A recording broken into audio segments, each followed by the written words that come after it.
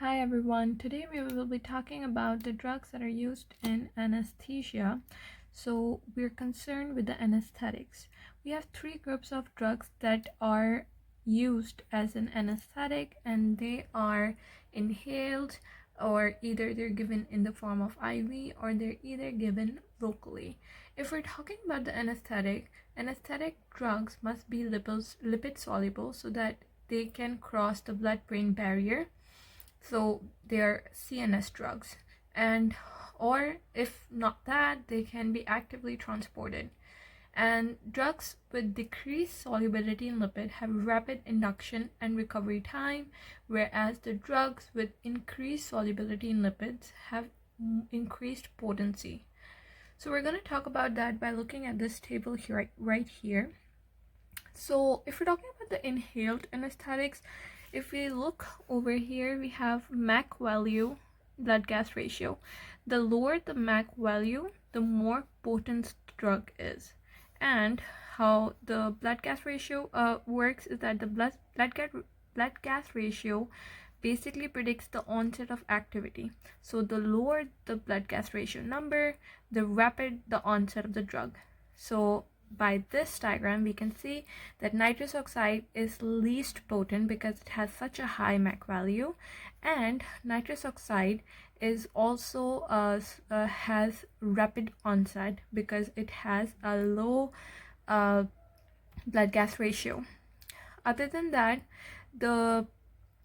we have sevoflurane, desflurane, and halothane. Halothane is not used anymore, but halothane is very potent but has a slow onset. It's not used because of side effects, because it can cause malignant hyperthermia, hepatitis, and cardiac arrhythmia. All of these are concerned with halothane, so it's not used that much. Other than that, the most commonly used inhaled anesthetics include nitrous oxide, and nitrous oxide has the most is fast acting, but it has a very low potency. It is the least potent drug, and the potency is basically it can be calculated by 1 upon MAC. MAC stands for minimum alveolar concentration, which is required to prevent 50% of subjects from moving in response to noxious stimuli. So the nitrous oxide has decreased blood and lipid solubility, and thus fast induction and low potency. Halothane has increased lipid and blood solubility, thus it is high potency and has low induction. If we're talking about the inhaled anesthetics, we have desflurane, halothane, enflurane, isoflurane, sevoflurane, methoxyflurane, and nitrous oxide. So they have the anes in their name except for the nitrous oxide. The mechanism of action by which the inhaled anesthetic work is unknown. However, they basically depress myocardial and respiratory systems, and they can cause post-operative nausea, vomiting. They increase the cerebral blood flow and decrease the cerebral metabolic demand.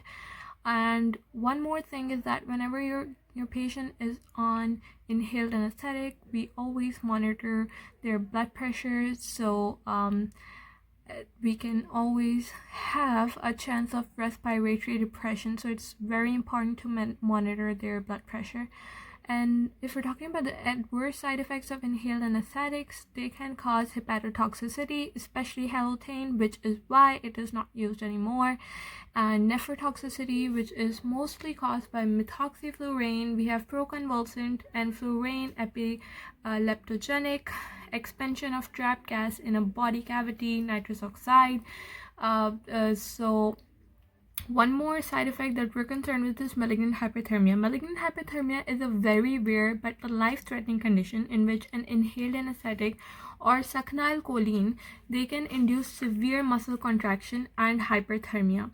And basically it is inherited as an autosomal dominant disorder in which the mutations is in the RYR1 gene, which is ryanodine receptor 1 gene, and it basically leads to increased calcium release from sarcoplasmic reticulum, therefore causing muscle contractions. The only treatment for malignant hyperthermia is dantrolene.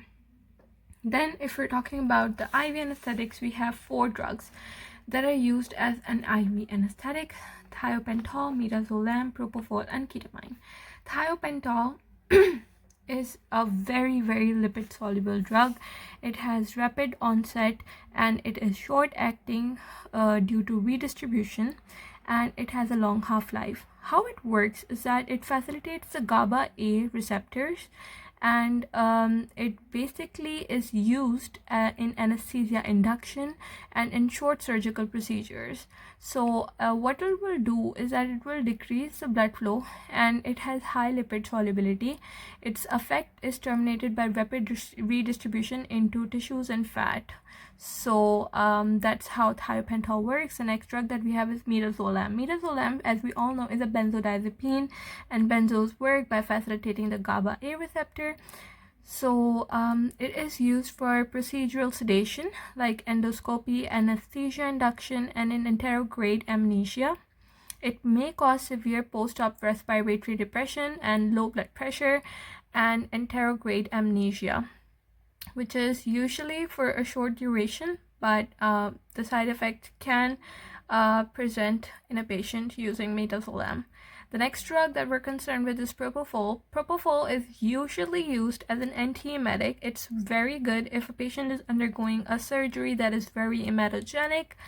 What it does is that it also potentiates the GABA A. So most of the IV anesthetic work by either potentiating the GABA A or by acting as an NMDA receptor antagonist, which we're only concerned about one drug, that is ketamine, but we will get to that later. Propofol is an antiemetic drug, and it is used in rapid anesthesia induction, short procedures, ICU sedation.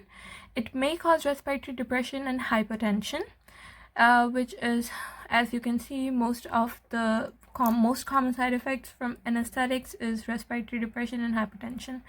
Next, we have the ketamine. Ketamine is basically an NMDA receptor antagonist, and another drug that is very similar, not a drug, but yeah, kind of a drug that is very commonly abused is PCP, also known as angel dust. PCP is also an NMDA receptor antagonist.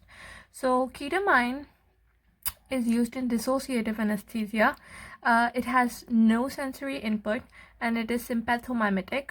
The advantage of using ketamine is that little effect on respiration, so it's safe in kids and asthmatics. Increased cerebral blood flow and emergency reaction possible with disorientation, hallucination, and vivid dreams. Because obviously, as we all know, angel dust can also cause hallucinations, so ketamine also leads to hallucinations.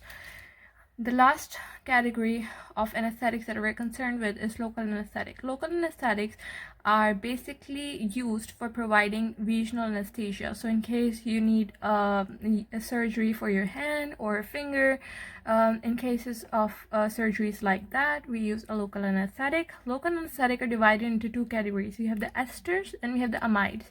Now, to differentiate between the names, we have the canes, but one thing is that the canes are also in the amides. So how to differentiate between esters and amide is that in the name of the drug, which are esters, they have only one I. So if you can see here, procaine, tetracaine, benzocaine, chloroprocaine, these are only the drugs that have one I. However, amides have lidocaine, mepivacaine, bupivacaine, ropivacaine. They have 2 I's in their name. So that's how you distinguish between esters and amide. How they work is that they block the sodium channel by binding to the receptors on the inner portion of the channel, and they're most effective in rapidly firing neurons, and they are tertiary amine local anesthetic. They penetrate the membrane in uncharged form, then bind to ion channels as a charged form. They can be given with vasoconstrictors, usually epinephrine, to enhance the local action and decrease the bleeding. Increase the anesthesia by decreasing the systemic concentration. In unaffected acidic tissue, alkaline anesthetic are charged and cannot penetrate membrane effectively, so we need more anesthetic. Order of nerve blockade is that the first thing that will be blocked is small diameter fibers, large diameter, myelinated fibers, unmyelinated fiber. Overall size factor predominates over myelination, such that small myelinated fibers are myelinated first, and then the small unmyelinated fibers, large myelinated, and then the large unmyelinated. So it's like the size factor matters here, depending on which nerve will be blocked. And order of loss is that the first thing that we lose the sensation is for pain, then the temperature, then the touch, and lastly the pressure. If we're talking about the clinical use is that local anesthetic are used in minor surgical procedures and also in spinal anesthesia. If a patient is allergic to esters, we end up giving amides, but mostly we use esters. Adverse side effect is that it can cause CNS excitation, severe cardiovascular toxicity, especially associated with bupivacaine, hypertension, hypotension, arrhythmias. Obviously, cocaine causes arrhythmias, so it's not a very safe drug, or it's not even used as a drug. It's basically used for abuse. So cocaine can lead to arrhythmias, and then methemoglobinema, which is a side effect that is associated with benzocaine. So this is all that you need to know about the anesthetics, and I'll be back with another lecture very soon. Bye.